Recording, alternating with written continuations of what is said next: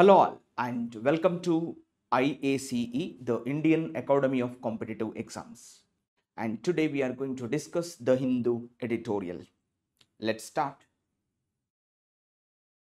And here you can see on the board, petty politics. You see the main heading is this, petty politics. What does it mean, the word petty? And politics, what does it mean? So petty means actually, the word means very small in nature. We call some petty cash. So we call some petty information. We call pet dog, pet cat. The word pet means something is in small size, something is in, especially which is in small size. That means which is something useless.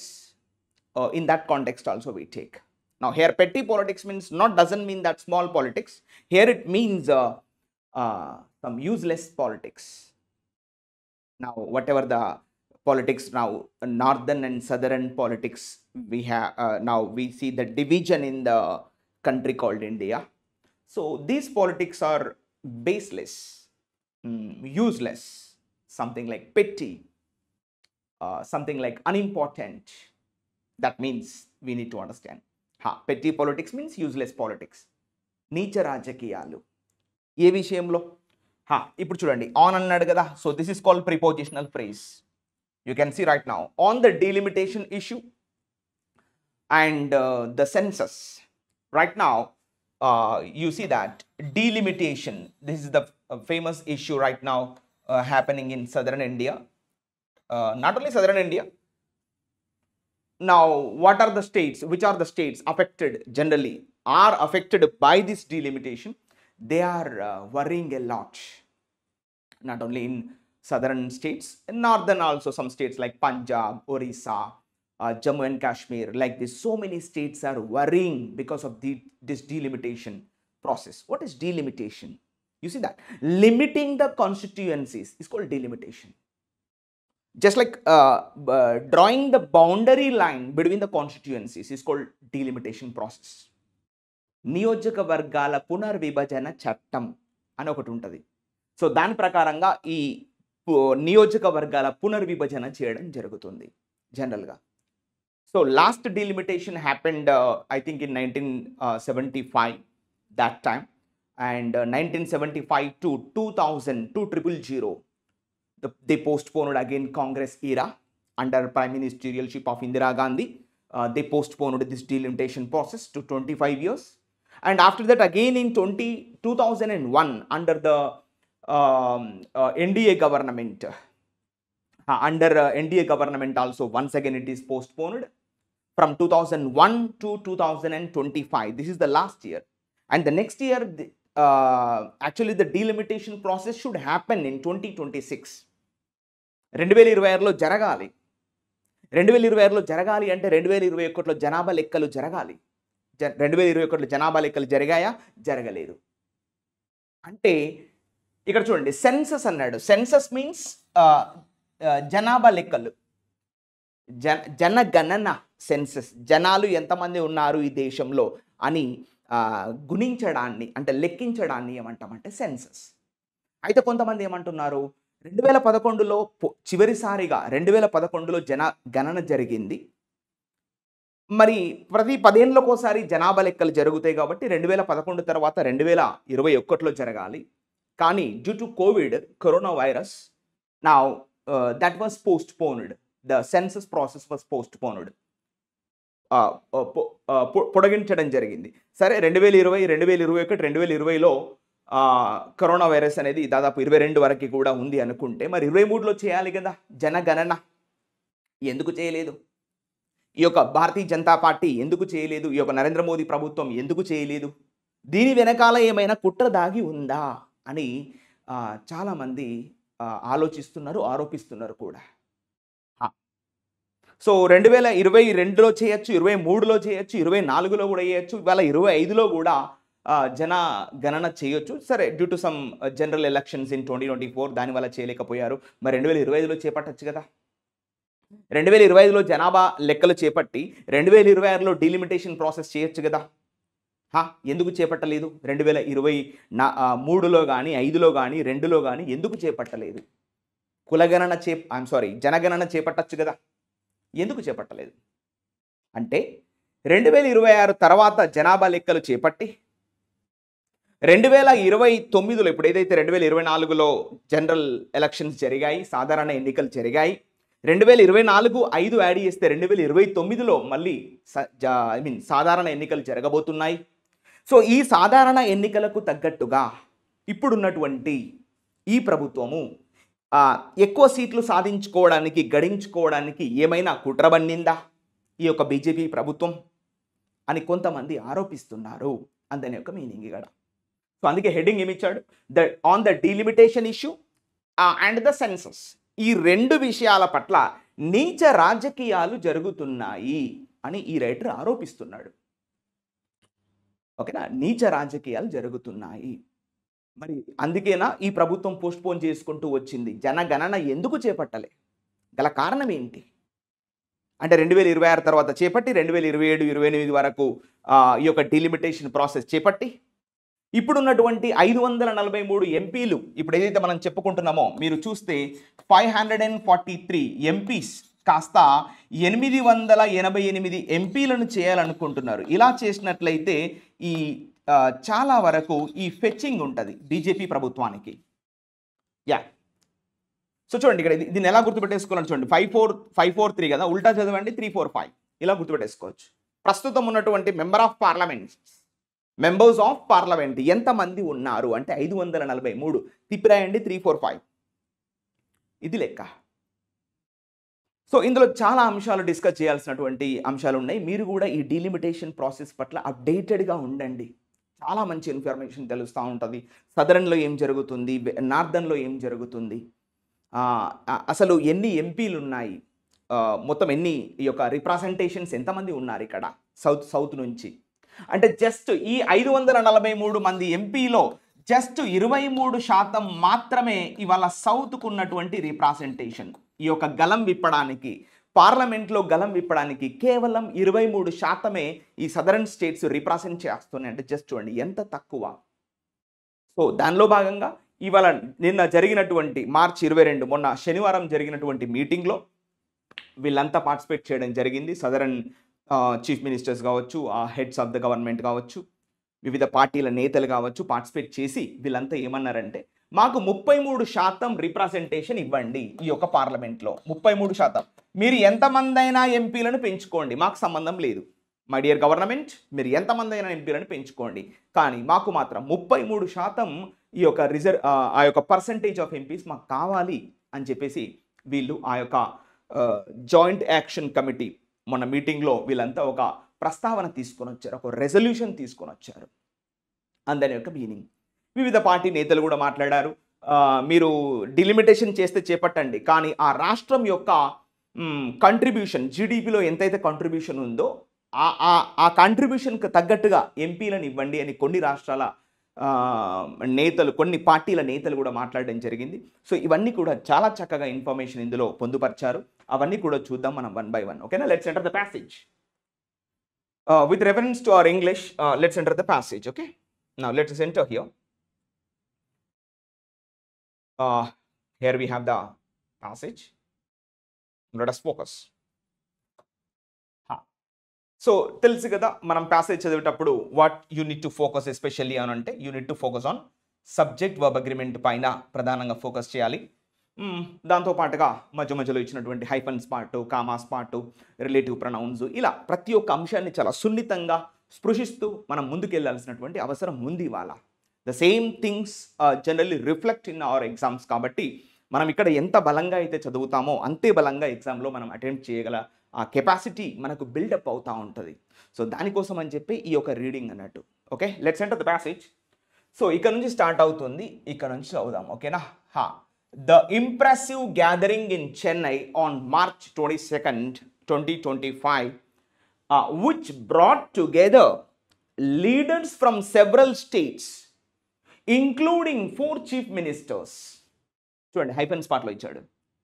For what? For the purpose of what? For the inaugural meeting of the, inaugural means starting, initiation, for the first time. Inaugural meeting of the Joint Action Committee, shortcut JAC, on fair delimitation. Sent a clear message. అయిపోయింది అక్కడ colon ఇచ్చాడు కదా, ఏమిటా message చెప్తాడు. Colon definition చెప్తుంది ఎప్పుడు కానీ గుర్తుపెట్టేసుకోండి. Colon అంటే అర్థం ఏంటంటే దాని యొక్క నిర్వచనం చెప్తుంది అని దాని యొక్క meaning. This is what actually the clarity. Let's enter the passage. So ఇప్పుడు చూడండి, ద ఇంప్రెసివ్ గ్యాదరింగ్, ఇగో ఇది సబ్జెక్ట్. ఇంప్రెసివ్ అంటే ఎవ్రీబడి జస్ట్ లైక్ ప్రైజ్డ్, చాలా గొప్పగా వాళ్ళు గ్యాదర్ అయ్యారు అని చెప్పడాన్ని impressive gathering is the subject. Gathering means just like put all people joined in a meeting. So ఇది సబ్జెక్ట్. దీని వర్బ్ చూడండి, ఇగో ఇక్కడ ఉంది వర్బ్, ఇగో సెంట్. ఇది పాస్ట్ టెన్స్, V2లో రాశాడు, అది మీరు గమనించాలి. Send, send, sent, sent, sending, sends. We have given V2 simple past tense. మొన్న కదా అందుకే V2 ఇచ్చాడు. సో ఆ గ్యాదరింగ్ ఒక మెసేజ్ని పంపించింది, ఒక క్లియర్ మెసేజ్. అయిపోయింది. Subject, verb, object. Clear? That's it. అయిపోయింది sentence. Subject, verb, object, close. This is what we have to understand. So the impressive gathering sent a clear message. Finish. అయిపోయింది sentence. ఇక ఆ gathering ఎక్కడ జరిగింది అని మీకు కావాలంటే, హైదరాబాద్లోనా? కాదు సార్, చెన్నైలో. ఓకే. ఎప్పుడు జరిగింది సార్? నిన్ననా? కాదు సార్, మొన్న. అంటే March 22. Okay, fine. ఇది ప్లేస్ గురించి చెప్తుంది, ఇది టైం గురించి చెప్తుంది. సో ఇక్కడ చూడండి, విచ్ అంటే ఏంటి? ఈ యొక్క గ్యాదరింగ్ గురించి. ఇది రిలేటివ్ ప్రొనౌన్. ఇగో ఇది ఎక్స్ట్రా ఇన్ఫర్మేషన్. ఎవరి గురించి చెప్తుంది? గ్యాదరింగ్ గురించి చెప్తుంది. ఏం చెప్తుంది? Which brought. చూసారా, బ్రాట్ అనేది తీసుకొచ్చింది. V2 సింపుల్ పాస్ట్ టెన్స్ రాశాడు, అది కూడా. Bring, brought, brought, bringing, brings. ఇగో V2 simple past tense. So which brought తీసుకొచ్చింది. ఎవరిని తీసుకొచ్చింది? టుగెదర్, ఒక దగ్గరికి తీసుకొచ్చింది. ఎవరిని? లీడర్స్ని. అచ్చా, నేతలను. ఎక్కడి నుంచి? ఫ్రమ్ సెవరల్ స్టేట్స్, వివిధ రాష్ట్రాల నుంచి వివిధ నేతలు పాల్గొన్నారంట ఆ యొక్క గ్యాదరింగ్లో. సో ఆ స్టేట్స్ తర్వాత చూడండి, కోలన్ ఇచ్చాడు, హైఫన్ ఇచ్చాడు. అంటే ఏ స్టేట్స్ నుంచి ఎవరెవరు వచ్చారు, ఇంకొంచెం ఎక్స్ట్రా ఇన్ఫర్మేషన్. ఆల్రెడీ విచ్లో రాశాడు, which is the relative pronoun, extra information. ఇంకొంచెం ఎక్స్ట్రా ఇన్ఫర్మేషన్ ఇక్కడ రాశాడు, హైఫన్స్లో రాశాడు. చూసుకోండి, ఇంక్లూడింగ్ 4 చీఫ్ మినిస్టర్స్. ఇగో ఇది మనకు హైఫన్స్లో రాశాడు, ఇది కాస్త హోల్లో పెట్టుకోవాలి. ఈ భాగాన్ని కూడా మీరు ఎక్స్ట్రా ఇన్ఫర్మేషన్ అని భావించాలి. Including 4 chief minister. ఆ గ్యాదరింగ్లో 4 ముఖ్యమంత్రులు అటెండ్ అయ్యారు. అంటే చూడండి ఎంత పెద్ద మీటింగ్. పక్కోడు పిలిచారు అన్నటువంటిది ఇవాళ చిన్న ఏదైనా విషయంలోకి 2 చీఫ్ మినిస్టర్స్ కలుసుకొని మాట్లాడిన దాఖలా ఎక్కడా లేదు. ఫస్ట్ టైం ఇట్లాంటి 4 చీఫ్ మినిస్టర్స్ కలవడం అనేది ఒక గ్రేట్ అచీవ్మెంట్ అని ఈయన అంటున్నాడు. సో ఎందుకు మరి వాళ్ళు ఎందుకు గ్యాదర్ అయ్యారు అంటే ఫర్ ద ఇనాగ్యురల్ మీటింగ్. చూడండి, ఇనాగ్యురల్ మీటింగ్. ఇనాగ్యురల్ అంటే ప్రారంభం, మొదలు పెట్టడం, ఇంట్రొడక్షన్. ఏమిటా మీటింగ్? దేనికోసం meeting? Of the joint action committee. ఇగో ఇది కూడా ప్రిపోజిషనల్ ఫ్రేజ్. చూడండి, ఇది కూడా ప్రిపోజిషనల్ ఫ్రేజ్, ఇది కూడా బ్రాకెట్లో పెట్టుకుంటాం. షార్ట్ కట్ ఇచ్చాడు ఇక్కడ, JAC, for the joint action committee. ఈ జాయింట్ యాక్షన్ కమిటీ ఎందుకు? పాటలు పాడడానిక, డాన్సులు చేయడానిక? కాస్త ఫర్ ఫెయిర్ డీలిమిటేషన్. అంటే ఇప్పుడు వీళ్ళు డీలిమిటేషన్ అన్ఫెయిర్గా చేస్తున్నారా కేంద్ర ప్రభుత్వం? మేబీ అయి ఉండొచ్చు. చేస్తున్నామని చెప్పారా? అసలు డీలిమిటేషన్ గురించి ఎక్కడైనా చర్చ వచ్చిందా? ఎక్కడా రాలేదు. సో వీళ్ళు అంటే అది యాక్చువల్గా రాజ్యాంగబద్ధంగా జరిగిపోద్దేమోనన్న భయం కొద్ది మీటింగ్ పెట్టారు. వీళ్ళు కూడా తప్పు కాదు. సో కాకపోతే కేంద్ర ప్రభుత్వం ఏమైనా అనౌన్స్మెంట్ చేయడం కానీ, ఏమైనా చిన్న మాట మాట్లాడడం కానీ చేసిందా? చేయనప్పుడు ఎందుకు ఇంత ఆరాటం? అయినప్పటికీ తప్పదు. ఎందుకంటే తర్వాత ఎప్పుడో జరిగిన తర్వాత పోట్లాడే బదులుగా ఇప్పటి నుంచే మనం పోట్లాడితే ఆ ఫెయిర్ డీలిమిటేషన్ జరగచ్చు. అక్కడ ఉన్నటువంటి ఆ అన్ఫెయిర్నెస్ ఏదైతే ఉందో అది తగ్గి ఫెయిర్ డీలిమిటేషన్ జరిగేటువంటి అవకాశాలు ఉంటాయని వీళ్ళు ముందుగానే మీటింగ్ పెట్టుకోవడం శుభతరుణం అని మనం భావించాలి. క్లియర్? అది ఏమిటి అన్ఫెయిర్ అనేది ఇప్పుడు మనకు ఆల్రెడీ పెద్ద ఎత్తున చర్చ జరుగుతుంది.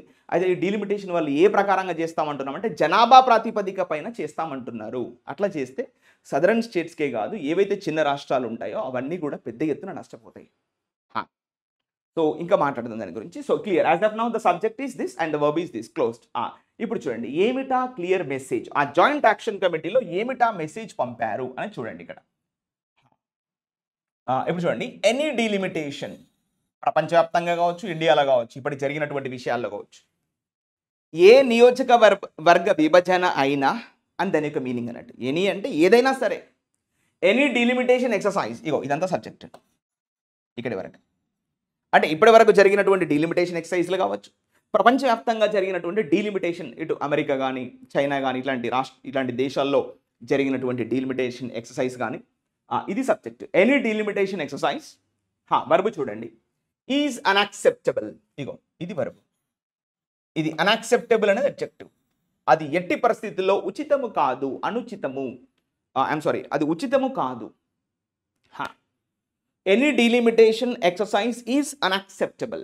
ఇలా చేసినటువంటి ఏ డీలిమిటేషన్ అయినా సరే అది ఉచితము కాదు, సరి అయినటువంటిది కాదు అంటున్నాడు.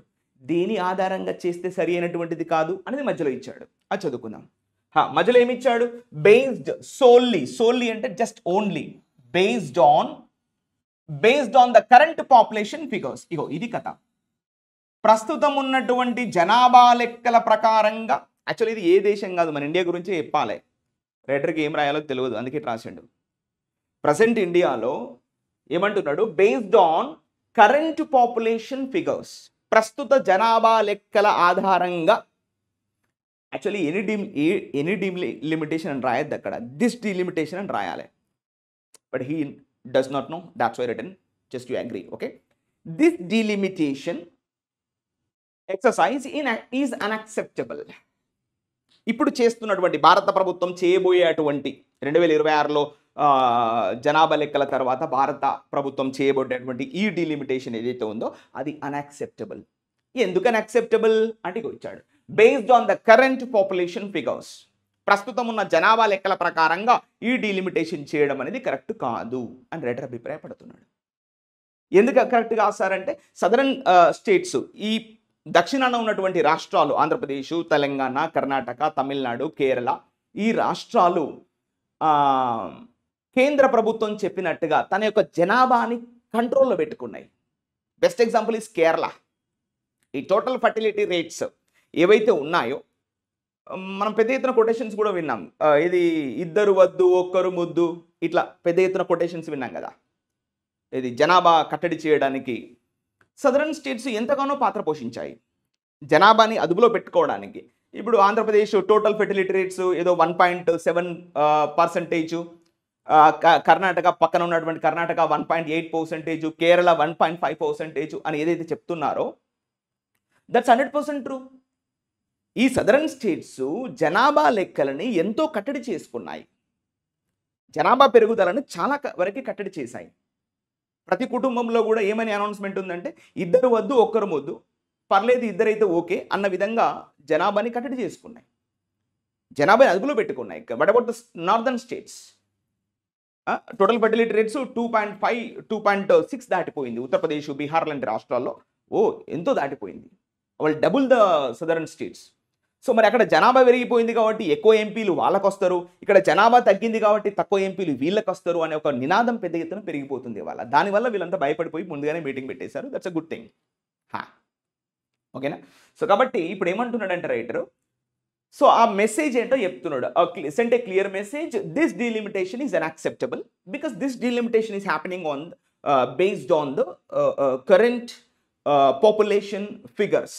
అంతేనా? రైట్, కరెంట్ పాపులేషన్ ఫిగర్స్ ప్రకారంగా జరుగుతుంది, ఇది కరెక్ట్ కాదు, ఇది అన్యాక్సెప్టబుల్ అని రాయాలి. అది ఎనీ కాదు, this delimitation. Clear? Sentence is clear? Next sentence we are moving. ఓకేనా? ఒక సెంటెన్స్ అయిపోయింది అన్నట్టు, 2 సెంటెన్స్లు అయిపోయినాయి. Let's enter the next line. The meeting's primary demand. చూడండి, వాట్ ఈ సబ్జెక్ట్? దా మీటింగ్ అంటే ఈ మీటింగ్, ఇప్పుడు మార్చిలో 22లో చెన్నైలో జరిగినటువంటి meeting. The meeting's primary demand, వారి యొక్క డిమాండ్, ప్రాథమిక షరతు, ఆ యొక్క డిమాండ్ ఏంటి అని తీసుకుంటే అది సబ్జెక్ట్ కదా. చూసుకోండి, సబ్జెక్టు పక్కన చూడండి, మనకు మొత్తం కూడా ఈ యొక్క హైఫన్ స్పాట్లో ఇచ్చాడు. ఇక్కడి వరకు చూడండి, ఇక్కడ హైఫన్ స్టార్ట్ అయింది, ఇక్కడ హైఫన్ ఎండ్ అయింది. అంటే ఇదంతా కూడా ఎక్స్ట్రా ఇన్ఫర్మేషన్. దేని గురించి? ఆ ప్రైమరీ డిమాండ్ ఏంటి అనే దాని గురించి ఎక్స్ట్రా ఇన్ఫర్మేషన్. రైటర్ ఎక్కడ రాశాడు? హైఫన్స్లో రాశాడు. సో కాబట్టి అది కూడా హోల్లో పెట్టుకోవాలి. ఇప్పుడు ద మీటింగ్స్ ప్రైమరీ డిమాండ్, ప్రాథమిక ఉద్దేశం ఏంటి? వర్బ్ చూడండి, ఈకోస్. చూడండి ఇది వర్బ్, ఇది వర్బ్. డిమాండ్ అంటే సింగులర్ కదా, ఈకోస్ కూడా సింగులర్, అది వర్బ్గా వాడాడు. యాక్చువల్గా అది ఈకో అనేది మనం నౌన్గా తీసుకుంటాం జనరల్గా, సౌండ్ ఈకో అంటాం కదా అట్లా. అంటే ప్రతిధ్వనించింది. ఈకో అంటే ప్రతిధ్వని కదా, మనం వర్బ్గా రాశాడు. దాన్ని వర్బ్గా కూడా మనం మాట్లాడచ్చు. నౌన్ని వర్బ్గా రాస్తాడు, చాలా వర్డ్స్ అలా చేంజ్ అవుతాయి. Echo, echoed, echoed, echoing, echoes. చూడండి SRS form. Because the demand is singular, so the verb is also singular. The demand echoes, వారి యొక్క డిమాండ్ ప్రతిధ్వనించింది. ఎలా? ఇక చూడండి, అ సిమిలర్ రెజల్యూషన్. అయిపోయింది sentence. Subject, verb, object. A similar resolution. Resolution అంటే ప్రస్తావన, వాళ్ళు తీసుకొచ్చినటువంటి ఆ యొక్క స్ట్రాటజీ, ఆ ఒపీనియన్, వారి యొక్క నిర్ణయం అని చెప్పడాన్ని రెజల్యూషన్. సో వాళ్ళు తీసుకొచ్చినటువంటి ఈ డిమాండ్ ఏదైతే ఉందో ప్రతిధ్వనించింది. సిమిలర్, అలానే, ఎలా అనేది ఇస్తాడు. సిమిలర్ రిజల్యూషన్, వాళ్ళు తీసుకొచ్చినటువంటి రిజల్యూషన్ ఏదైతే ఉందో దానికి తగ్గట్టుగానే ఇది కూడా ప్రతిధ్వనించింది. మొన్న శనివారం జరిగినటువంటి మీటింగ్. ఎవరికి సిమిలర్ రిజల్యూషన్ అంటే చెప్తారు అక్కడ. సో సిమిలర్ రిజల్యూషన్, అచ్చా, రీసెంట్గా తమిళనాడులో చూడండి సిమిలర్ రిజల్యూషన్ ప్యాస్డ్. ఇప్పుడు చూడండి, యాక్చువల్గా ఈ రిజల్యూషన్ పక్కన కామానో రిలేటివ్ ప్రొనౌనో దట్టో ఇవ్వాలి. అది ఇస్తేనే క్లారిటీ, అది ఇవ్వలేదు, అది మనం పెట్టుకుందాం ఇక్కడ. ఓకేనా? So similar resolution that passed. ఇగో ఇది వర్బ్గా తీసుకుంటాం ఇక్కడ. యాక్చువల్గా నేను చెప్పానుగా దట్టు పెట్టండి, ఇది ఇవ్వకపోతే క్లారిటీ దొరకదు స్టూడెంట్కి ఎలా చదవాలనేది, కాబట్టి మనం దట్టు పెడదాం. Equals A similar resolution that passed. అది పాస్ చేశారు. ఎక్కడ? At a recent meeting.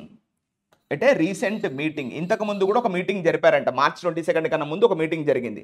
At a recent meeting of what? Of parties. వివిధ రాజకీయ పార్టీలు కలిసి మీటింగ్ పెట్టుకున్నాయంట. సేమ్ ఇలాంటి రిజల్యూషన్ ప్రస్తావన చేశారంట. ఆఫ్ పార్టీస్ ఎక్కడ?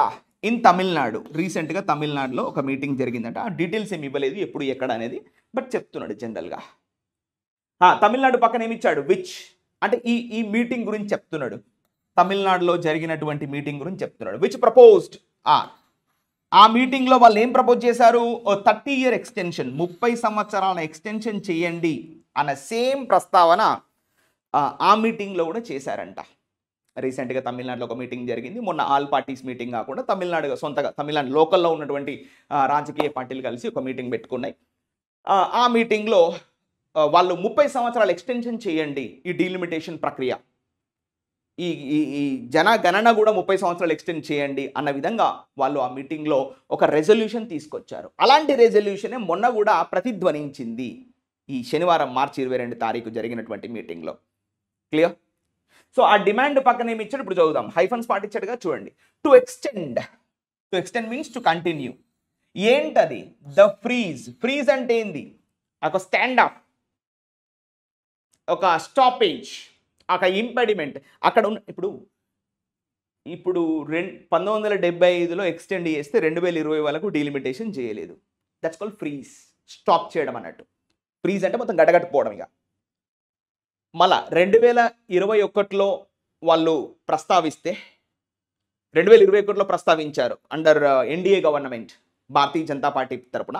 వాళ్ళు 2021లో కూడా సేమ్ ప్రస్తావన, డీలిమిటేషన్ చేపట్టకండి, 25 ఏళ్ళ తర్వాత చేపట్టుకోండి అని వాళ్ళు అప్పుడు 2001లో స్టార్ట్ చేస్తే వాళ్ళ 2025 అయిపోయింది, 25 సంవత్సరాలు. ఇక నెక్స్ట్ 26 కదా, అది విషయం చెప్తున్నాడు. So to extend the freeze, ఆ స్టాపేజ్ ఏదైతే ఉందో పొడిగించండి. ఎక్కడి వరకు? టు ఎక్స్టెండ్ ద ఫ్రీజ్ దేనిపైన? On the number of parliamentary constituencies. Parliamentary నియోజకవర్గాలు ఏవైతే ఉన్నాయో వాటిపైన ఆ ఫ్రీజ్ని ఏదైతే నడుస్తుంది ఇప్పుడు దాన్ని కంటిన్యూ చేయండి, ఎక్స్టెండ్ చేయండి. ఎప్పుడు? బేస్డ్ ఆన్ ద దేని ప్రకారంగా? ఇగో బేస్డ్ ఆన్, దేని ప్రకారంగా based on the 1971 census for another 25 years అని మొన్న శనివారం వీళ్ళు ఆ మీటింగ్లో 1971 జనాభా లెక్కల ప్రకారం డీలిమిటేషన్ నడుస్తుందిగా, చెప్పాను కదా. 3, 4, 5 అంటే మొత్తం ఎంతమంది ఉన్నారు ఇవాళ ఎంపీలు? సారీ, ఎంపీలు ఎంతమంది ఉన్నారు పార్లమెంట్లో అంటే 543 మంది ఎంపీలు ఉన్నారు. ఈ డేటా ఎప్పటిది అంటే అక్కడ ఇచ్చాడు చూడండి, 1971 సెన్సస్ అంటే 75లో జరిగినటువంటి డేటా ప్రకారంగా ఈ 543 మంది ఎంపీలు కంటిన్యూ అవుతున్నారు. దాన్ని కొనసాగించండి ఎప్పటి వరకు? అనదర్ 25 ఇయర్స్, ఇంకో 25 ఏళ్ళ వరకు కొనసాగించండి. అంటే ఇవాళ ఎంత? 2025. 2025కి 25 కలిపితే 2050లో మీరు డీలిమిటేషన్ చేసుకోండి అన్న విధంగా వీళ్ళందరూ కలిసి ఫ్రీజ్ను కొనసాగించండి అని వీళ్ళంతా రిక్వెస్ట్ చేయడం జరిగింది అని చెప్తున్నాడు. క్లియర్? సో ఈ విధంగా మనం అర్థం చేసుకున్నాం. క్లియర్ కదా? Next line. ఇప్పుడు ఎంటైర్ ఎపిసోడ్లో what is subject? The meeting's primary demand. Verb వచ్చేసి ఈకోస్ అంటే ప్రతిధ్వనించింది.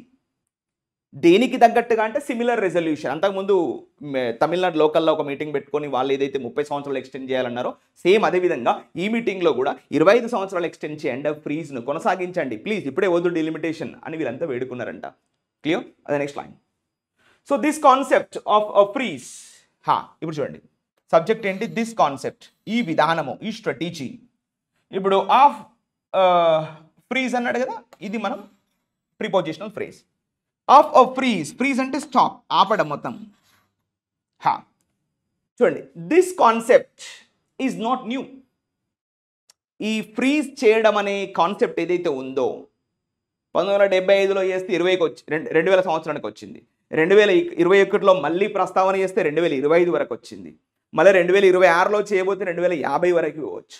దిస్ కాన్సెప్ట్ ఏదైతే ఉందో ఇట్స్ నాట్ న్యూ. వర్బ్ ఏంటి? ఈజ్. నెగటివ్ కాబట్టి ఈజ్ నాట్ అని చెప్పాలి కంప్లీట్గా. న్యూ అంటే అడ్జెక్టివ్, ఇది అడ్జెక్టివ్గా మనం తీసుకుంటాం. ఈ కాన్సెప్ట్ కొత్తదేం కాదు, ఈ వరకు జరిగింది అంటున్నాడు. మనం చూసాం ఆల్రెడీ ఎప్పుడెప్పుడు జరిగిందో. మేబీ రైటర్ క్లారిటీ ఇస్తుండే ఎక్కడెక్కడ జరిగిందో చెప్తున్నాడు. చూద్దాం. ఇట్ వాజ్, ఇక్కడ ఇట్ అంటే ఏంటి? డీలిమిటేషన్. వర్బ్ ఏంటి? Was implemented. ఇది వర్బ్. చూడండి, ఇట్ వాజ్ ఇంప్లిమెంటెడ్, ఇది ఆల్రెడీ ఇంప్లిమెంట్ చేయబడింది డీలిమిటేషన్ అనేది. ఎప్పుడు? Through the 42nd amendment act. ఇది కథ, ఇది మనం ఫ్రేజ్. 42వ రాజ్యాంగ సవరణ ద్వారా ఈ యొక్క డీలిమిటేషన్ని పోస్ట్ పోన్ చేయడం జరిగింది, ఇంప్లిమెంట్ చేయడం జరిగింది. Through 42nd amendment act. ఎప్పటి వరకు? అంటిల్ 2000. ఎప్పుడు చేశారు? 1975లో. ఏ జనాభా లెక్కల ప్రకారం? 1971 జనాభా లెక్కల ప్రకారంగా. ప్రతి 10 ఏళ్ళకు అని చెప్పాం కదా. 1971 జనాభా లెక్కల ప్రకారంగా 1975లో ఈ తీర్మానం తీసుకొచ్చారు. ఏ చట్టం ద్వారా అంటే 42వ రాజ్యాంగ సవరణ ద్వారా, 42nd కాన్స్టిట్యూషనల్ అమెండ్మెంట్ యాక్ట్ ఆధారంగా చేసుకొని వాళ్ళు ఆ డీలిమిటేషన్ ఇంప్లిమెంట్ చేశారు. ఎప్పటి వరకు? అంటిల్ 2000, 2000 సంవత్సరం వరకు డీలిమిటేషన్ వద్దు అనే తీర్మానం తీసుకొచ్చారు. ఎప్పుడు? 1975లో. ఓకే. అండ్ ఇంకో మాట చెప్తున్నాడు ఇక్కడ. అండ్ అంటే కంజంక్షన్ కదా. ఏంటి చూద్దాం ఒకసారి. అండ్ ఎక్స్టెండెడ్ అగైన్, మళ్ళీ ఒకసారి ఎక్స్టెండ్ చేశారంట 2000 సంవత్సరం తర్వాత, అంటే 2021లో తీర్మానం తీసుకొని ఉంటారు. ఎక్స్టెండెడ్, ఇగో ఇది వర్బ్ కదా, మళ్ళీ వీటు కదా. అండ్ యాక్చువల్లీ ఇక్కడ ఇది వాజ్ ఎక్స్టెండెడ్ అని రావాలి, బట్ ఓకే, మనం ద సేమ్ క్లారిటీ పాసివ్ వైజ్లో అర్థం చేసుకోవచ్చు. ఇట్ వాజ్ ఎక్స్టెండెడ్, మళ్ళీ డీలిమిటేషన్ పొడిగించారు. అగైన్ అంటే మళ్ళీ ఒకసారి, వన్స్ అగైన్ మళ్ళీ ఒకసారి. దేని ద్వారా ఎక్స్టెండ్ చేశారు? Via the 84th amendment act. ఇగో ఇది మనం మళ్ళీ ఎక్స్ట్రా ఇన్ఫర్మేషన్. 84వ రాజ్యాంగ సవరణ ద్వారా. చూసారా ఎంత బాగుందో ఇది? చూడండి ఇక్కడ 42ని డబుల్ చేస్తే 84, 4కు డబుల్ 8, 2కు డబుల్ 4, అంటే 42కు డబుల్ ఎంత? 84. ఈజీ గుర్తుపెట్టేసుకోవచ్చు. ఏమైనా కరెంట్ అఫైర్స్ పెట్టొస్తే మనకు ఎగ్జామ్లో చాలా ఈజీగా గుర్తుపెట్టేసుకోవచ్చు. 42వ రాజ్యాంగ సవరణ ద్వారా 2020 వరకు డీలిమిటేషన్ ముట్టుకోకండి అని వాళ్ళు చెప్పారు. అయిపోయింది కథ. మళ్ళీ 2021 సంవత్సరంలో ఏం చెప్పారు? 42కు డబుల్ ఎంత? 84వ రాజ్యాంగ సవరణ ద్వారా 2026 వరకు ముట్టుకోకండి అని అప్పుడు 2021లో తీర్మానం చేశారు. అంటే ఇవన్నీ ప్రీవియస్ ఇన్సిడెంట్స్ మనకు రైటర్ చెప్తున్నాడు. ఎప్పుడెప్పుడు జరిగినాయి బాబు అంటే చెప్తున్నాడు, ఎప్పుడెప్పుడు జరిగినాయి, అది ఏ రాజ్యాంగ సవరణ ద్వారా అనేది కూడా మనకు క్లియర్గా ఇచ్చాడు. అది చాలా ఇంపార్టెంట్ అవన్నీ. Clear. So let's enter the next line. Clearly we need to understand. ఇక చూడండి,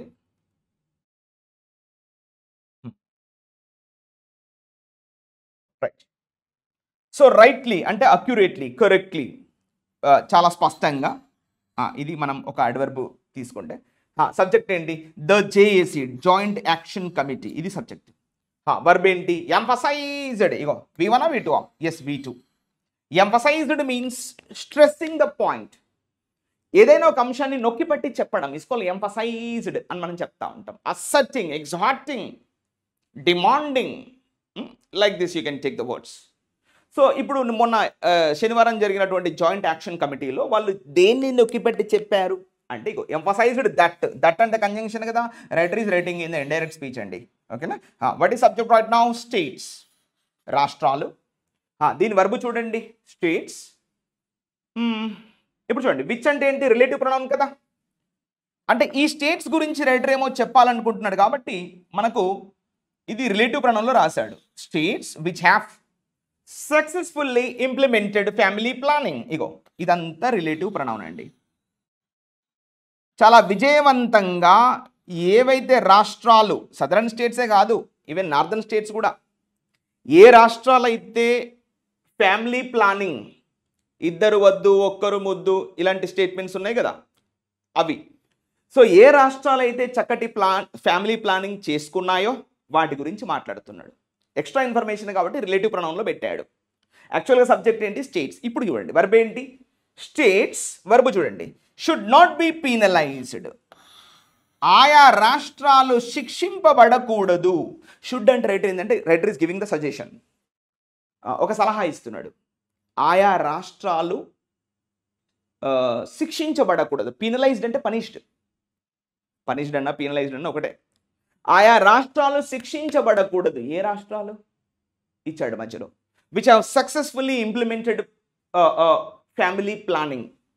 కుటుంబ నియంత్రణ బాగా చేసుకున్నటువంటి రాష్ట్రాలు ఏవైతే ఉన్నాయో, best example is Kerala, Tamil Nadu, Andhra Pradesh, Karnataka, Telangana. ఈ రాష్ట్రాలు ఫ్యామిలీ ప్లానింగ్ చాలా చక్కగా ఇంప్లిమెంట్ చేసి వారి యొక్క జనాభాని అదుపులో పెట్టుకున్నాయి. మరి అట్టి రాష్ట్రాలని నువ్వు, మై డియర్ సెంట్రల్ గవర్నమెంట్, అట్టి రాష్ట్రాలు శిక్షింపబడకూడదు.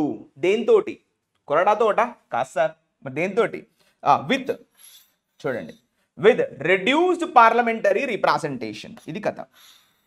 మరి ఆయా రాష్ట్రాలకి నువ్వు మొండి చేయి చూపించకూడదు, పార్లమెంటరీ రిప్రజెంటేషన్ని తగ్గించకూడదు. ఆ విధంగా పార్లమెంటరీ రిప్రజెంటేషన్ తగ్గించే విధంగా వారిని శిక్షించకూడదు నువ్వు అని ఈ రైటర్ చెప్తున్నాడు ఈ యొక్క కేంద్ర ప్రభుత్వానికి. ఇవి బాగానే చెప్తాడు రైటర్. సో కాబట్టి state should not B penalised with reduced parliamentary representation. Parliamentary representation అంటే ఏం లేదు, ఎంపీలు, ఆయా రాష్ట్రాల యొక్క ఎంపీలను తగ్గించకూడదు అంటున్నాడు. ఇప్పుడు బెస్ట్ ఎగ్జాంపుల్ తీసుకుంటే తమిళనాడులో మీరు తీసుకుంటే 39 మంది ఎంపీలు ఉన్నారు. ఈ 39 మంది ఎంపీలు ఒకవేళ ఇప్పుడున్నటువంటి జనాభా ప్రాతిపదికన తగ్గిస్తే వీళ్ళకు జస్ట్ 33 మంది ఎంపీలే మిగులుతారంట. ఇది తమిళనాడు యొక్క క్యాల్కులేషన్. తమిళనాడు పక్కన చిన్న రాష్ట్రం కేరళ ఉంది కదా, అందులో ఎంతమంది ఎంపీలు ఉన్నారు, 20 మంది ఉన్నారు అనుకుందాం. సపోజ్ 20 మంది ఉన్నారు అక్కడ. సో ఈ 20 మంది కాస్త 10కో 12కో పడిపోయేటువంటి అవకాశం ఉందంట. సో ఇలాంటి శిక్ష వేయబోతున్నది. ఎంపీల దగ్గర అంటే ఏముంది, పార్లమెంట్లో మన యొక్క హిస్సా, మన యొక్క వాటా తగ్గిపోయే అవకాశం ఉంటుంది. ఓకేనా. సో ఏమంటున్నారు రైటరు, మన యొక్క హిస్సా, ఇజ్జత్ అండ్ హుకుమత్ను కాపాడుకోవడానికి ఇలా చేయకండి మీరు అని రైటర్ చెప్తున్నాడు ఈ విధంగా. Okay. So hope you understand guys, this is the clarity we have understood. Clear? Let's enter the next line. Right, see here it is starting from the line. So this concern, ఇప్పుడు ఏదైతే ఈ బాధ, concern means issue, సమస్య. So this concern పైన చెప్పినటువంటి ఆ concern ఏదైతే ఉందో అది దాని గురించి చెప్తున్నాడు. సో దిస్ కన్సర్న్ చూడండి పక్కన ఇచ్చాడు విచ్, కాబట్టి ఇది రిలేటివ్ ప్రొనౌన్, ఇది సబ్జెక్ట్, ఇది వర్బ్ కాదు. అంటే ఈ కన్సర్న్ గురించి ఏమో చెప్పడానికి రైటర్ ప్రయత్నం చేస్తున్నాడు కాబట్టి ఇక్కడ విచ్ రాశాడు. ఈ విచ్ అంటే ఎవరు, కన్సర్నే. ఇప్పుడు సబ్జెక్ట్ ఏంటి, దిస్ కన్సర్న్. వర్బ్ చూడండి, what's a verb which is particularly prominent in the, ఇక్కడే ఉంది వర్బ్. చూడండి వర్బ్ ఇక్కడ చూడండి, this concern should not be dismissed. ఇగో ఇప్పుడున్నటువంటి ఈ బాధ ఏదైతే ఉందో అది డిస్మిస్ చేయబడకూడదు. Should not be dismissed. Dismiss చేయబడకూడదు. Written in the passive voice of modal auxiliary. So this concern అంటే ఇప్పుడు ఏదైతే రాష్ట్రాలు జనాభాని కంట్రోల్ చేసుకున్నటువంటి రాష్ట్రాలని ఎంపీలు తగ్గిస్తాం అని ఏదైతే ఒక విధానం ఏదైతే ఉందో ఎవరు చెప్పలేదు, అది రాజ్యాంగంలో ఉంటుంది. ఆబ్వియస్లీ ఏ ప్రభుత్వమైనా రాజ్యాంగ ప్రకారంగా ఈ యొక్క నిర్ణయాలు తీసుకుంటుంది. రాజ్యాంగ ప్రకారం నిర్ణయాలు తీసుకుంటే ఈ రాష్ట్రాలకు మొండి చేయి ఉండేటువంటి అవకాశం ఉంది. కాబట్టి రెడ్డి ఏమంటున్నాడు, ఇది కన్సర్న్గా భావిస్తున్నాడు. This concern should not be dismissed. అది తీసి పాడేయలేనిది. ఎలా డిస్మిస్ చేయబడకూడదు? Should not be dismissed as a regional issue. ఇది ఒక ప్రాంతీయ సమస్య కాదు. ఏనా ఏదో సౌత్లో జరుగుతున్నటువంటిది సమస్యనే కాదు, దేశమంతటా జరుగుతుంది. ఏ దేశంలోనైతే తక్కువ జనాభా ఏ రాష్ట్రంలోనైతే తక్కువ జనాభా ఉంటుందో ఆ రాష్ట్రం చాలా ప్రభావితం గావించబడుతుంది. సో కాబట్టి ఇది రీజనల్ సమస్య కాదు, ఇట్స్ ఎ స్టేట్ ఇష్యూ. ఏ రాష్ట్రంలో అయితే జనాభా తక్కువ ఉందో ఆ రాష్ట్రాలు ఇవాళ దెబ్బ పడిపోయేటువంటి అవకాశం ఉంది. కాబట్టి it's not a regional issue, it's a state issue, it's a central issue. Writer wants to tell that. Despite అంటే ఇన్స్పైట్ ఆఫ్ కదా, అయినప్పటికీ. Despite the strong southern presence. ఇవాళ సదరన్ స్టేట్స్ అనేవి చాలా బలంగా తన యొక్క ప్రజెన్స్ను నిలుపుకుంటున్నాయి. ఎక్కడ? At the meeting. ఈ యొక్క మీటింగ్లో చాలా బలంగా వారి యొక్క ప్రజెన్స్ని చెప్పారు. ఇది ప్రాంతీయ సమస్య కాదు, ఇది దేశ సమస్య. ఏ రాష్ట్రంలోనైతే తక్కువ జనాభా ఉంటుందో ఆ రాష్ట్రానికి ఇబ్బంది అవుద్ది అని రెడ్డి యొక్క ఉద్దేశం. సో చూడండి, కన్సర్న్ పక్కన ఏమి ఇచ్చాడు? విచ్ ఇచ్చాడు. అంటే ఆ కన్సర్న్ గురించి చెప్తున్నాడు. ఏం చెప్తున్నాడు? Which is particularly prominent in the south. Prominent అంటే వెరీ ఇంపార్టెంట్. ఈ బాధ సౌత్లో చెప్పాలంటే ఈ దక్షిణ రాష్ట్రాల్లో కొంచెం ఎక్కువగా ఉంది అంటున్నాడు, కంపారిటివ్లీ నార్థన్ స్టేట్స్. అది మీనింగ్. క్లియర్? సో నెక్స్ట్ ఇప్పుడు చూడండి, ప్రజెన్స్ ఎట్ ద మీటింగ్ పక్కన ఏమి ఇచ్చాడు? మళ్ళీ విచ్ అంటే ఏంటి? Relative pronoun. ఎవరి గురించి చెప్తున్నట్టు? ఈ మీటింగ్ గురించి చెప్తున్నట్టు. ఏం చెప్తున్నాడు? Which was hosted. మరి ఈ మీటింగ్ని ఎవరు ఆతిథ్యం ఇచ్చారు అంటే బై తమిళనాడు చీఫ్ మినిస్టర్. ఎవరా తమిళనాడు చీఫ్ మినిస్టరు అంటే ఇక్కడ ఇచ్చాడు పక్కన పేరు, ఎంకే స్టాలిన్. ఆయన పేరేంది? ఎంకే స్టాలిన్. మరి ఈ మీటింగ్కి ఎవరెవరు అటెండ్ అయ్యారు అంటే చెప్తున్నాడు, అండ్ అటెండెడ్ బై. అంటే ఇక చూడండి, ఇక్కడ విచ్ వాజ్ అటెండెడ్, ఈ విచ్ అనేది ఇక్కడ కూడా వస్తుంది. విచ్ వాజ్ అటెండెడ్ బై, ఎవరెవరు ద్వారా అటెండ్ కాబడింది ఈ మీటింగ్ అంటే చెప్తున్నాడు. By Kerala chief minister. ఆయన పేరేంది? పినరయి విజయన్. స్వయాన Kerala chief minister Pinarayi Vijayan attend అయ్యారు. అదేవిధంగా తెలంగాణ చీఫ్ మినిస్టర్ ఎవరైన పేరు అంటే సీఎం రేవంత్ రెడ్డి అటెండ్ అయ్యారు. అదేవిధంగా మరియు and Karnataka deputy chief minister ఉప ముఖ్యమంత్రి ఎవరైన పేరు అంటే డికే శివకుమార్ అటెండ్ అయ్యారు.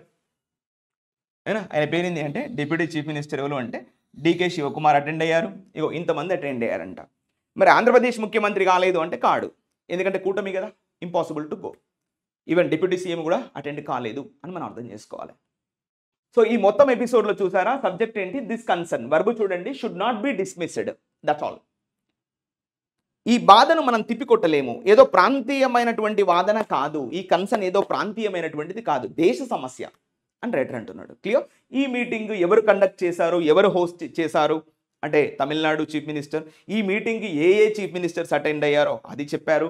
ఇంకా యాక్చువల్లీ ఇంకా మొత్తం ఇన్ఫర్మేషన్ ఇక్కడ ఇస్తే అయిపోద్ది కదా, ఎందుకు ఇవ్వలేదు? పంజాబ్ ముఖ్యమంత్రి కూడా వచ్చాడు, ఆయన భగవాన్ సింగ్ మాన్ అన్నట్టు ఆయన ఇచ్చాడులే ఇక్కడే. మళ్ళీ సబ్జెక్ట్ ఏంటి? The meeting. సబ్జెక్ట్ చూడండి, ద మీటింగ్ అంటే ఈ యొక్క మీటింగ్. వర్బ్ చూడండి, ఆల్సో అనేది అడ్వర్బ్, వర్బ్ అనేది saw. This meeting also saw participation. మిగతా వాళ్ళు కూడా పార్టిసిపేషన్ చేశారంట. ఎవరు వాళ్ళు? ఎక్కడి నుంచి? చూడండి, ఈ ఫ్రమ్ అంటే preposition. From out side the south. అందుకే సపరేట్ ఇచ్చిండా? ఓకే. దక్షిణ రాష్ట్రాల నుంచే కాకుండా ఉత్తర రాష్ట్రాల నుంచి కూడా దీనికి అటెండ్ అయ్యారంట. ఇంక్లూడింగ్, ఈయనతో పాటుగా. ఎవరితో పాటుగా చెప్తున్నాడు? ఇంక్లూడింగ్ అంటే జెరండియల్ ఫ్రేజ్ ఇది. Including Punjab chief minister Bhagwant Mann. Punjab యొక్క ముఖ్యమంత్రి, ఎక్కడో పంజాబ్ ముఖ్యమంత్రి కూడా వచ్చాడు. అండ్ మరియు ఒడిషాస్ ఫార్మర్ చీఫ్ మినిస్టర్ ఎవరైనా నవీన్ పట్నాయక్. పూర్వపు ముఖ్యమంత్రి, ఒడిషా యొక్క పూర్వపు ముఖ్యమంత్రి ఎవరు అంటే నవీన్ పట్నాయక్ కూడా అటెండ్ అయ్యారంట. మరి ప్రజెంట్ ముఖ్యమంత్రి రాలేదా అంటే రాలేదు సార్, ఎందుకంటే నేను బీజేపీ కదా అందుకే రాలేదు. ఆయన పేరు మాంఝీ అని ఉంటుంది, MANZI, ఆయన కూడా రాలేదు. సో నవీన్ పట్నాయక్ గురించి చెప్తున్నాడు. ఏం చెప్తున్నాడు? Extra information. హూ, ఏంది ఆయన గురించి? In an online address. ఇగో ఆయన ఆఫ్లైన్లో రాలేదు, ఆన్లైన్లో పార్టిసిపేట్ చేశాడంట. చూడండి, ఇది ఎక్స్ట్రా ఇన్ఫర్మేషన్. హూ తర్వాత ఎక్స్ట్రా ఇన్ఫర్మేషన్. నవీన్ పట్నాయక్ తర్వాత హూ ఇచ్చాడు. నవీన్ పట్నాయక్ పర్సన్ కాబట్టి హూ తీసుకున్నాడు. సో ఇప్పుడు నవీన్ పట్నాయక్ గురించి ఎక్స్ట్రా ఇన్ఫర్మేషన్ ఏంటది? హూ రీఇన్ఫోర్స్డ్ అంటే రీస్ట్రెంథెన్డ్, ఇంకొంచెం బలం చేకూర్చాడు. రీస్ట్రెంథెన్డ్, రీబిల్డ్, రీసషియేటెడ్, రీసరెక్టెడ్, మళ్ళీ దాన్ని కొత్తగా బలం తీసుకొచ్చాడు. ఏంటా బలం? రీఎన్ఫోర్స్డ్ ద మెసేజ్, ఈ యొక్క మెసేజ్ని బలంగా చెప్పాడు. ఏమిటా మెసేజ్? అగైన్స్ట్ పనిషింగ్ స్టేట్స్, ఈ యొక్క రాష్ట్రాలను శిక్షించేటువంటి విషయంలో తన యొక్క మెసేజ్ కూడా చాలా బలంగా చెప్పాడు. For effective population control measures, effective అంటే చాలా great, for great population control measures, ఇవాళ పెద్ద ఎత్తున చాలా ఉత్తమమైనటువంటి మార్గాల్లో పాపులేషన్ కంట్రోల్ చేసుకున్నటువంటి ఈ రాష్ట్రాలకు ఇలా చేయడము కరెక్ట్ కాదు అని కూడా తన యొక్క వాదనని వినిపించాడు నవీన్ పట్నాయక్. ఆఫ్లైన్లో కాదు, ఆన్లైన్లో. అంటే దీనికి సపోర్ట్ చేశాడు ఈ మీటింగ్ అని చెప్తున్నాడు. ఇది ఇన్ఫర్మేషన్. క్లియర్? సో ఇప్పుడు ఈ మొత్తం ఎపిసోడ్లో వాటి సబ్జెక్టు ద మీటింగ్, వర్బ్ ఏంటి? పార్టిసిపేషన్, అంతే. అదే మనం చదవాలి. మిగతా అంతా కూడా ప్రిపోజిషనల్ ఫ్రేజ్, రిలేటివ్ ప్రొనౌన్లో పెట్టాడు. క్లియర్? అదే next line. It is after a long time. చూడండి, వాటి సబ్జెక్ట్ ఇట్ అంటే రైటర్ జనరల్గా చెప్తున్నాడు. ఏంటా ఇట్టో చూద్దాం. It is after a long time, చాలా రోజుల తర్వాత. ఏం జరిగిందంట? చాలా రోజుల తర్వాత ఏం జరిగింది చెప్తున్నాడు. దాట్, ఏం జరిగిందంటే ఇది కంజంక్షన్. దట్ సబ్జెక్ట్ చూడండి, పార్టీస్, ఇది మళ్ళీ సబ్జెక్ట్గా తీసుకుంటాం. వివిధ రాజకీయ పక్షాలు, parties across regions and ideologies. Across regions అంటే వివిధ ప్రాంతాల నుంచి, ఇటు తమిళనాడు నుంచి అటు పంజాబ్ వరకు, ఇటు తెలంగాణ నుంచి అటు ఒడిషా వరకు, అందరి యొక్క మీనింగ్ అన్నట్టు. అక్రాస్ ఐఎమ్ సారీ, ఇది మనం ప్రిపోజిషన్ ఫ్రేజ్ తీసుకోవాలి కదా. ఇది అక్రాస్ అనేది ప్రిపోజిషన్ కదా. So take preposition phrase. So కాబట్టి రెడ్డింగ్లో పెడదాం. పార్టీస్ అక్రాస్, చూడండి, అక్రాస్ రీజియన్స్, వివిధ ప్రాంతాల నుండి అండ్ వివిధ ఐడియాలజీస్ కదా. ఏ పార్టీ కూడా ఒకే ఐడియాలజీతో లేదు. మరి అలాంటి అన్ని పార్టీలు వర్బ్ చూడండి, ఆర్ యునైటింగ్, కలుస్తున్నాయి. ప్రజెంట్ కంటిన్యూస్ టెన్స్లో ఇచ్చాడు. Parties are uniting, integrating, combining, joining, mingling, ఇట్లా. Parties are uniting on a substantive issue.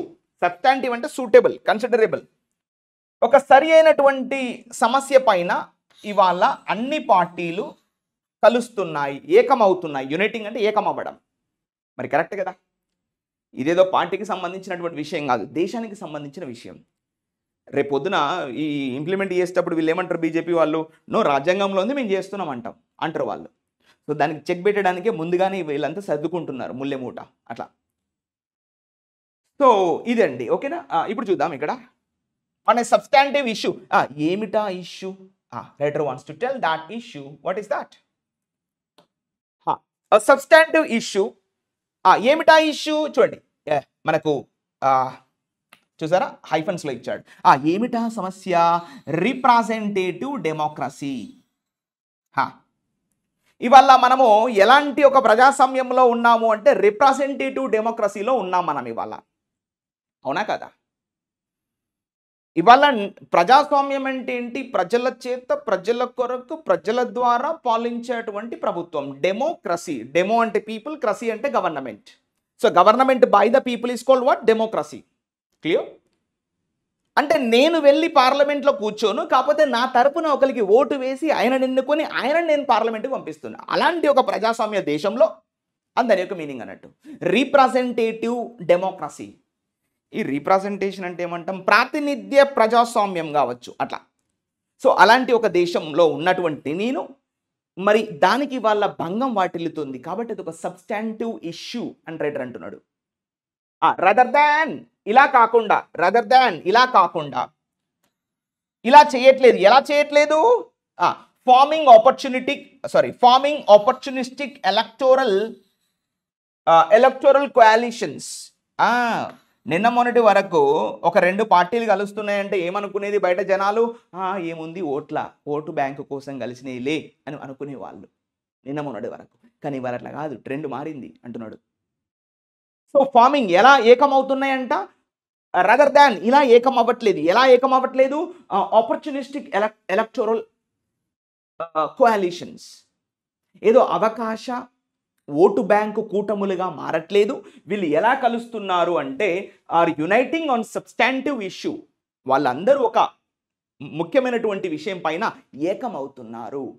ఏదో రాజకీయ ఏమది అవకాశ ఓటరు కూటముల కోసం కాదు, ఇది ఓట్లు కుల్లగొట్టుకునేటువంటి మీటింగులు కాదు, సబ్స్టాంటివ్ ఇష్యూ పైన పోరాడుతున్నారు ఇవాళ అన్ని పార్టీలు.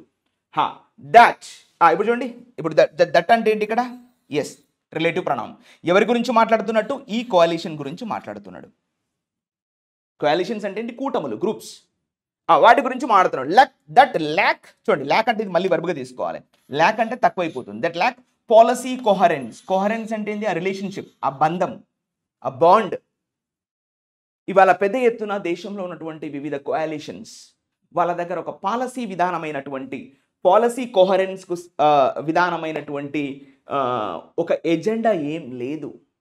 ఏదో కలుస్తున్నారు అంతే, 2-3 వర్గాలు కలవడం, ఎలక్షన్లకు పోవడం, అంతేగాని ఒక పాలసీ కోహరెన్స్ అనేది ఎవరి దగ్గర లేదు. మరి ఇంత దారుణమైనటువంటి సిచ్యువేషన్లో ఉన్నటువంటి ఈ పార్టీలు అంటే ప్రభుత్వానికి చెక్ పెట్టే విధంగా ఒక చోట యునైట్ కావడం అనేది వండర్ఫుల్ థింగ్ అని రైటర్ యొక్క అభిప్రాయం. Clear? Next line we go. Let's enter here. You can see here on the board.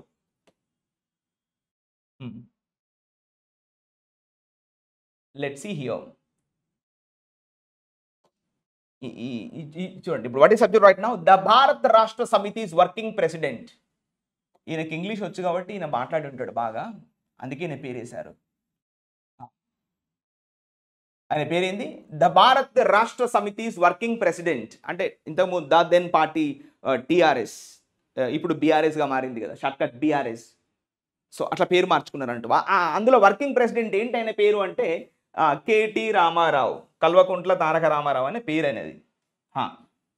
ఈయనకి ఇంగ్లీష్ వచ్చు కాబట్టి ఈయన ఇంగ్లీష్లో గట్టిగా మాట్లాడి ఉంటాడు, అందుకనే పేరు వేశారు అంతే. What is subject right now? భారత రాష్ట్ర సమితిస్ వర్కింగ్ ప్రెసిడెంట్. వర్బు చూడండి, ఇగో ప్రపోజ్డ్ అంటే ఒక సిద్ధాంతాన్ని ప్రపోజ్ చేశాడు. ఏంటది? కన్సిడరింగ్ ఎ స్టేట్స్ ఫిస్కల్ కంట్రిబ్యూషన్. ఇది కథ. ఆయన ఏం ప్రపోజ్ చేశాడంటే ఇగో దీన్ని లెక్కలోకి తీసుకోండి. కన్సిడరింగ్ ఏంటి? అ స్టేట్స్ ఫిస్కల్ కంట్రిబ్యూషన్. ఫిస్కల్ అంటే ఏంది? డబ్బు, విత్తం. అంటే ఆ రాష్ట్రం జీడిపిలో ఎంత వాటా వహిస్తుందో దాన్ని లెక్కలోకి తీసుకోండి మీరు డీలిమిటేషన్ చేసేటప్పుడు.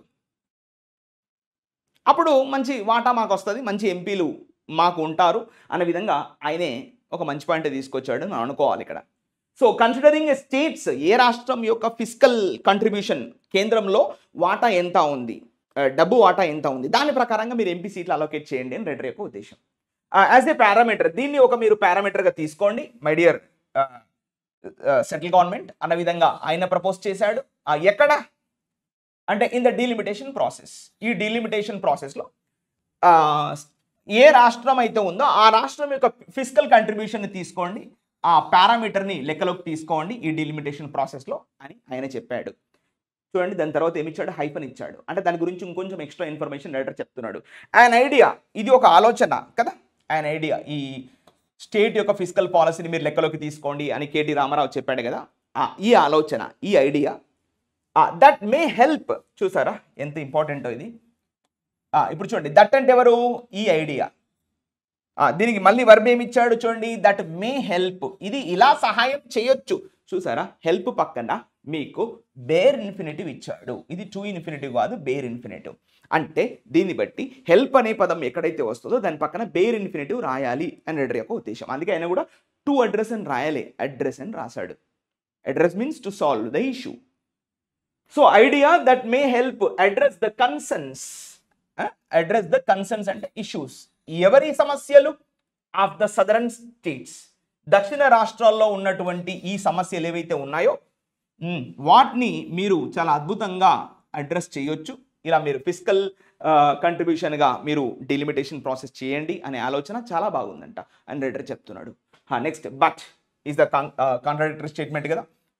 బట్ ఇట్ ఇట్ అంటే ఏంది, ఈ ఫిజికల్ కంట్రిబ్యూషన్ దాని గురించి. It might not make sense, ఇది కథ. ఆయన చెప్పింది బాగానే ఉంది కానీ దానికి పెద్దగా అర్థం ఏం లేదు. మైట్ నాట్ మేక్ సెన్స్ అంటే మేక్ నో సెన్స్ అంటే నాన్ సెన్స్ అంటాం కదా, జస్ట్ లైక్ దాట్. అది పెద్ద అర్థం ఏమి ఇవ్వట్లేదు. That might not make any sense, ఎలాంటి అర్థం లేదు. To predicate means to anticipate, to imagine decisions with long term consequences. సుదీర్ఘమైనటువంటి ఆ యొక్క దానివల్ల వచ్చేటువంటి పరిణామాలు ఏవైతే ఉంటాయో దాన్ని మనం ఎస్టిమేట్ చేయలేము. కాబట్టి అది అంత వయబుల్ ఆప్షన్ కాదు, సరైనటువంటి ఆప్షన్ కాదు, రామారావు చెప్పినటువంటిది అంటున్నాడు. Such as delimitation on factors, అవి ఏంటో చెప్తున్నాడు. Such as delimitation on factors. Delimitation ఈ వీటిపైన చేసినట్లయితే ఆ ఫ్యాక్టర్స్ ఏం చేస్తాయంట, దట్ చేంజ్, అవి మార్పు చేస్తాయి.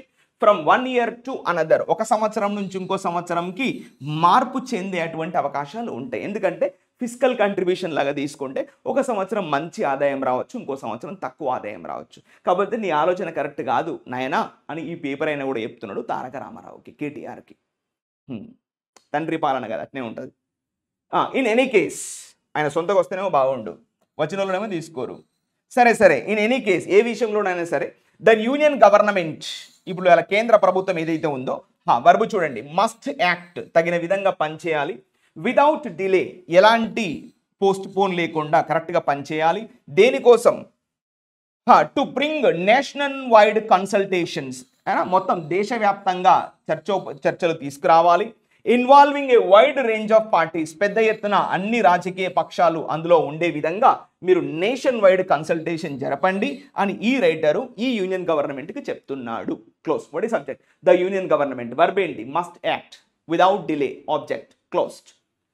ఎలాంటి డిలే లేకుండా కరెక్ట్ టైంకి యాక్ట్ చేయండి, మరి లేట్ చేయకండి అని చెప్పేసి ఈ యొక్క రైటరు గవర్నమెంట్కు చెప్తున్నాడు.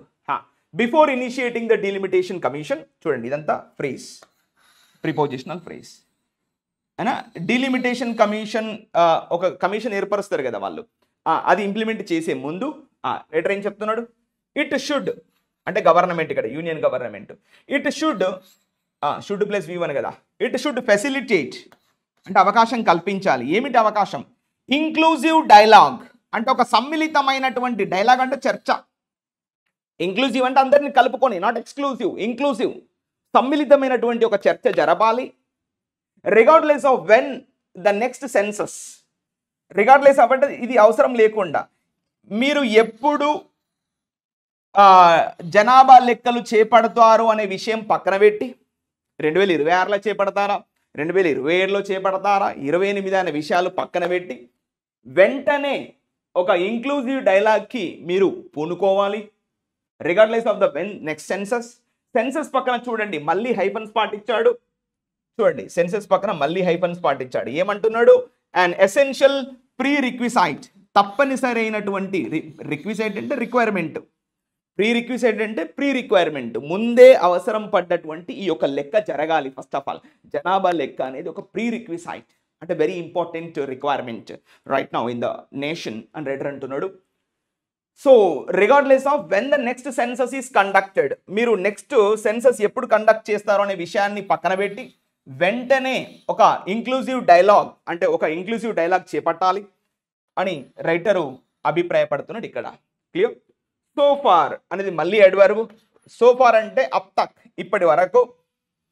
స్టేట్మెంట్స్, వాట్ ఈస్ సబ్జెక్ట్, వివిధ వ్యాఖ్యలు. ఎక్కడి నుంచి స్టేట్మెంట్స్ చెప్తున్నాడు, వివిధ మంది వివిధ వ్యాఖ్యలు చేశారంట. స్టేట్మెంట్స్ ఫ్రమ్ యూనియన్ మినిస్టర్స్ అంటే ఎగ్జాంపుల్ ఇండైరెక్ట్గా అమిత్ షా అని అంటున్నాడు.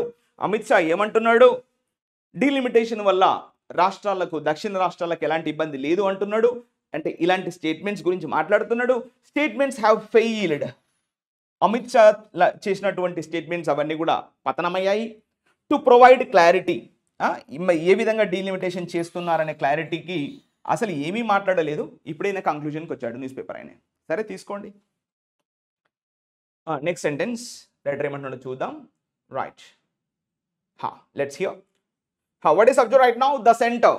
ఇవాళ కేంద్ర ప్రభుత్వము ఆ వర్బ్ మస్ట్ రికాగ్నైజ్, ఖచ్చితంగా గుర్తించాలి. ఏంటి? మస్ట్ రికాగ్నైజ్ ది ఇంపార్టెన్స్, ఇక్కడ ఉన్నటువంటి ప్రధానమైనటువంటి అంశాన్ని గుర్తించాలి. ఏమిటి ఇంపార్టెన్స్? ఇంపార్టెన్స్ ఆఫ్ ట్రాన్స్పారెన్సీ, ఈ పారదర్శకత్వాన్ని గుర్తించాలి. And consultation on this inexplicable delay. అదేవిధంగా కన్సల్టేషన్ అంటే కలవడం, దేని మీద? On this inexplicable delay. Inexplicable అంటే అన్క్లియర్. ఇప్పుడు చూడండి, ఎక్స్ప్లికేబుల్ అంటే అర్థమైంది చాలా స్పష్టంగా, చాలా క్లియర్గా. ఇన్ఎక్స్ప్లికేబుల్ అంటే అన్క్లియర్, ఒక క్లారిటీ లేనటువంటి డిలే ఇవాళ జరుగుతుంది. ఈ డిలే పట్ల క్లారిటీ ఇవ్వాలి అని రైటర్ యొక్క భావన. సో ఇన్ఎక్స్ప్లికేబుల్ దాని గురించి చెప్తా. అసలు ఇన్ఎక్స్ప్లికేబుల్ అనే పదం ఎందుకు వాడిండో చెప్తున్నాడు ఇక్కడ. ఇన్ఎక్స్ప్లికేబుల్ అంటే ఏంటి రైటర్ క్లారిటీ ఇస్తున్నాడు. అన్లెస్, అన్లెస్ అంటే మీనింగ్ ఏంటి సార్? If not. అన్లెస్ అంటే మీనింగ్ ఏంటి? If not. ఇఫ్ నాట్ అన్నా అన్లెస్ అన్నా రెండు ఒకటే కదా. రైటర్ ఏమంటున్నాడు చూద్దాం ఒకసారి. అన్లెస్ పెట్టి political calculations are factored in, it is inexplicable. ఇప్పుడు ఏమంటున్నాడు? ఇఫ్, ఇప్పుడు చూడండి ఇట్లా చదువుకోండి, మీకు ఒకవేళ ఇబ్బంది అయితే ఇలా చదువుకోండి. ఇఫ్ పెట్టి పొలిటికల్ క్యాల్కులేషన్స్, నీచమైన రాజకీయ లెక్కలు, are not factored in. Factored in అంటే taken into the consideration. ఇగో వర్బ్ ఏంటి? Are factored in. నేను ఇఫ్ ఇక్కడ పెట్టుకొని ఈ నాట్ని అక్కడ తీసుకుపోవచ్చు. అక్కడ ఆర్ ఉంది కదా, దాన్ని నెగిటివ్లో కన్వర్ట్ చేయొచ్చు నేను.